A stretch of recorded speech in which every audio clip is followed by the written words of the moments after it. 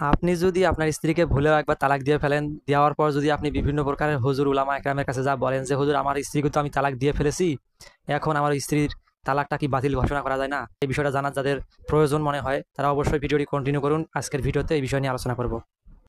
তালাক এটা যদি আপনি একবার মুখে দিয়ে ফেলেন, এরপরে যদি দুনিয়ার সমস্ত আলেমদের কাছে ঘুরে বেড়ান, তালাক হয়ে যাওয়ার মতো যদি একবার বলে ফেলেন, এরপরে বলেন হুজুর আমি সরি, তালাকটা এটা হয় না, এটাকে বাতিল ঘোষণা দেন, দুনিয়ার সমস্ত হুজুর মিলেও বাতিল ঘোষণা দিতে পারবে?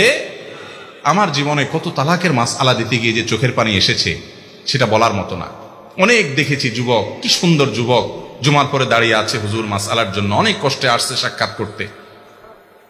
বিস্তারিত শোনার পরে বললাম ভাই, তালাক তো যেই পরিমাণ দিছেন সারা জীবনে, তাতে সম্পর্ক বহুত আগেই শেষ, আর ঘর করতে পারবেন না।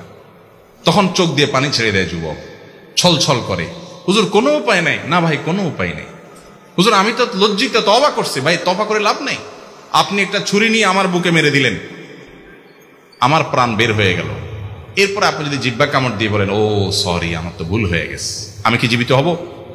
তালাকটা তো এটাই ছিল আজকের এই ভিডিওটি আপনাদের কেমন লেগেছে অবশ্যই কমেন্ট করে জানাবেন। আর আপনার যদি যে প্রশ্নটা জানার ছিল ওটা যদি আপনি এখানে বুঝতে পেরে থাকেন বা জেনে থাকেন তাহলে অবশ্যই কমেন্ট করে জানিয়ে দেবেন।